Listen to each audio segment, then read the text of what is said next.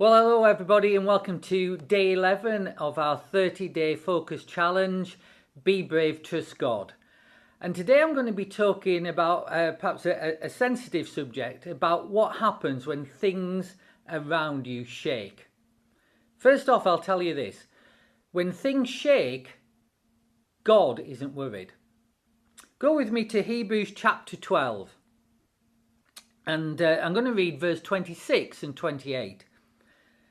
He has promised, saying, "Yet once more I shake not only the earth, but also the heavens." And in verse 28, "Therefore, since we are receiving a kingdom which cannot be shaken, let us have grace, by which we may serve God acceptably with reverence and godly fear." You know, unstable things shake. Temporary things aren't built to last. And they fall down when you shake them hard. You see, life brings times when things around us shake. And they can shake so much that our spiritual bones can start to shake inside as well. You can't avoid shaky moments. The world's just way too complex and too messed up for you to be unaffected. People will do crazy, unpredictable, sometimes rotten, sometimes awful things to you. That's life. That's what it's like this side of heaven. When things like that around you shake, you're going to have to learn to trust God when you don't understand. You see, it's one thing to trust God for something like healing or have your finances sorted or for him to provide something. But it's a completely different question to trust God through something.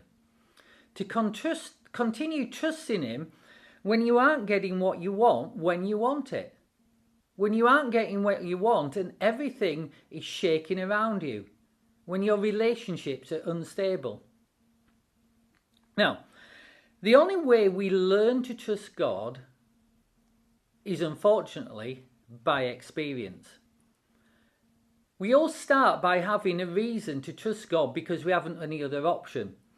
And as we see his faithfulness, little by little we gain experience of that faithfulness and our trust grows.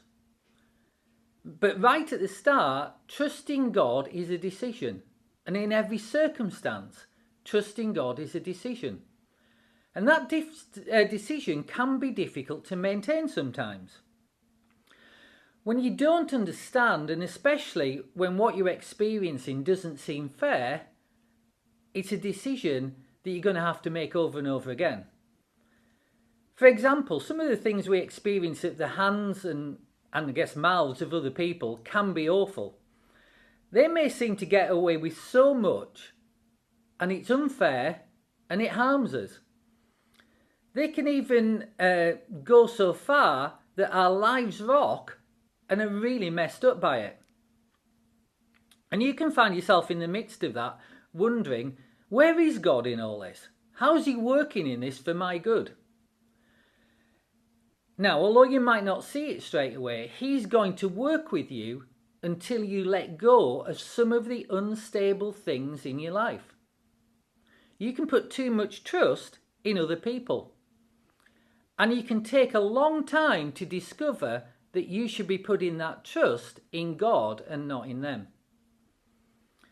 You see, you can put trust in people who you think are friends who aren't really. And people like that are dangerous to you.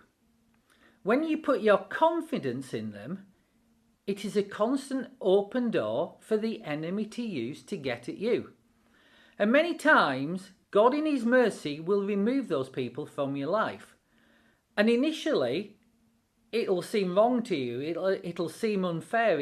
Seem like it's something you don't understand. But the truth is, the only person you can put confidence in, who will always be with you, is God himself. He's the only one that's worth that complete radical trust. You know, when you're on the bus, and I'm talking about the bus of going forward with God. When you're on the bus of going forward and he's looking to take you further on to the next level for you, there are some people who need to get off that bus. especially if they want to drive it.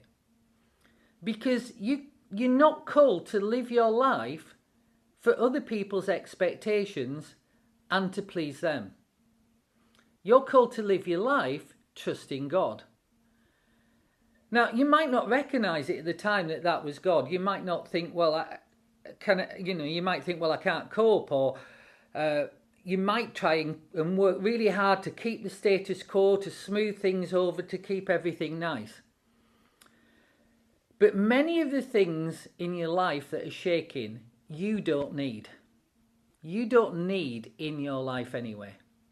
They aren't stable things, and God will give you something stable instead. And that is more of Him. So I'm just going to pray for you. Father, I'm setting my resolve to put my trust in you. When things in my life are shaking, I'm choosing to seek my stability in you. Amen.